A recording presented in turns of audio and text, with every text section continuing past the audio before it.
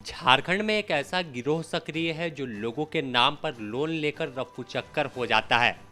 जो लोग किसी मुसीबत में होते हैं यह गिरोह उन्हें आसानी से अपने झांसे में ले लेता है। यहाँ तक कि बैंक से पूरी सेटिंग कर किसी के नाम पर भी लाखों रुपए की लोन कराकर अपने खाते में ट्रांसफर कराने में जरा भी देरी नहीं करता है।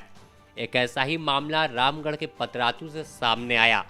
पतरातू क्षेत्र में करीब 500 लोगों के नाम पर करीब 50 करोड़ से अधिक लोन हेराफेरी कर लिया गया। जब लाभुक को इसकी जानकारी मिली तो उसके पैर के नीचे से जमीन खिसक गई। लेकिन बुरे काम का नतीजा तो अंत में बुरा ही होता है। धोखाधड़ी करने वाले गिरोह को सीआईडी ने दबोच लिया और सलाखों के पीछे भेज दिया है। इस मामले का खुलासा करते हुए रांची में सीआईडी आईजी असीम मीर ने बताया कि रामगढ़ जिले से लगातार शिकायत मिल रही थी कि उनके नाम पर दस्तावेज लेने के बाद लाखों रुपए की लोन सैंक्शन करा दिया गया है। इसकी जानकारी के बाद एक टीम गठित की गई, जिस टीम ने वहां पर जाकर वास्तविक स्थिति की जानकारी ली और पूरे मामले की छानबीन शुरू की। तो इस मामले में संलिप्त 5 अपराधियों को सलाखों के पीछे भेज दिया है। आपको सुनाते हैं और क्या कुछ कहा आईजी असीम मीर ने। आज का प्रेस कॉन्फ्रेंस जो है एक विशेष प्रयोजन से बुलाया गया है।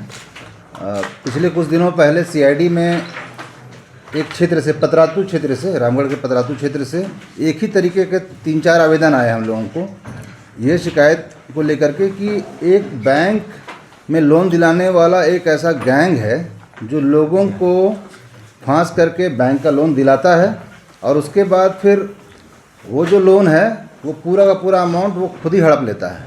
तो मतलब लोन करा भी रहे हैं प्लस उनका पैसा वो ले रहे हैं। साथ ही साथ जब वो लोन इनको दिक्कत होती थी वापस करने में तो दोबारा उस लोन को सेटल करने के नाम पर उनसे दोबारा लोन दिलवाते थे। तो ये जो मोडस ऑपरेंडी है इसको लेकर के ये पतरातू क्षेत्र में ये 5 लोगों का हम लोगों को पता चला। जो जांच हुई उसमें कमल कुमार सिंह और जमीर मियाँ, इन 2 लोगों के बारे में जानकारी मिली कि ये लोग इस चीज़ में संलिप्त हैं और एक गैंग बना करके इस तरीके से कर रहे हैं।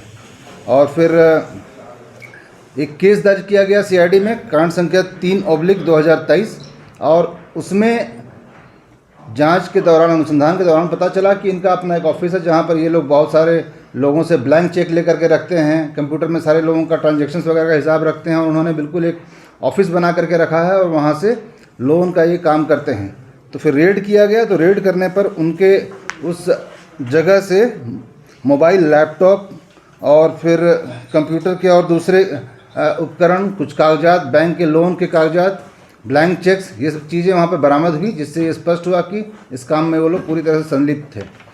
जो आगे फर्दर अभी हम लोगों को जानकारी मिली है कि इन लोगों ने कम से कम 500 लोगों को ठगा है और सारे लोग जो हैं उस क्षेत्र में सीसीएल और सीएमपीटीआई के एम्प्लॉयज़ हैं और लोग लोन कराने के बाद इनके जाल में फंस जाते थे और उसके बाद ये लगातार उसके बाद दूसरा लोन लेना और फिर एक तरीके से दबंगई उनका था, जिसका उनके बाकी पर्सनल लाइफ पर भी बहुत बुरा असर पड़ता था, चूँकि पैसा उनको मिलता नहीं था लेकिन चुकाना उनको ही पड़ता था। और ये जो अभी कांड दर्ज हुआ है इसका अनुसंधान सीआईडी में डीएसपी सरिता मुर्मू कर रही हैं। उनके द्वारा काफ़ी अच्छे तरीके से इसमें काम किया गया है और जो छानबीन हुई है इसमें और भी बहुत सारे लोगों के नाम आने की संभावना है। मे भी अनुसंधान के फर्दर कोर्स ऑफ एक्शन में हम लोगों को पता चलेगा। तो सीधे तौर पर आपने सुना किस तरह से पूरे जो प्रकरण चल रहे थे, पूरा खेल चल रहा था, उसमें कहीं ना कहीं बैंक अधिकारियों की भी संलिप्तता पाई जा सकती है।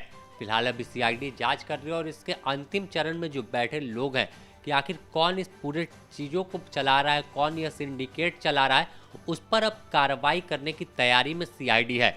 अगर बात करें तो आमतौर पर किसी को भी परेशानी होती है और उसके सबसे आसान बैंक दिखता है कि बैंक से उसे लोन मिल जाएगा।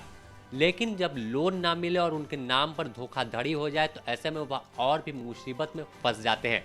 कुछ ऐसा ही करीब 500 लोगों के साथ हुआ है। फिलहाल अभी तो यह शुरुआती जांच में 500 लोगों का नाम सामने आया है और 50 करोड़, यह आंकड़ा काफ़ी आगे जा सकता है। सीआईडी पूरे मामले से जब जांच कर पर्दा उठाएगी तो चौंकाने वाले खुलासों की क्या ऐसा भी वास्तविक में जीवन में हो सकता है। ऐसा तो अक्सर फिल्मों में देखा जाता है कि धोखाधड़ी से किसी के नाम पर कोई लोन ले लेता है। Bureau report, the news post, Ranchi.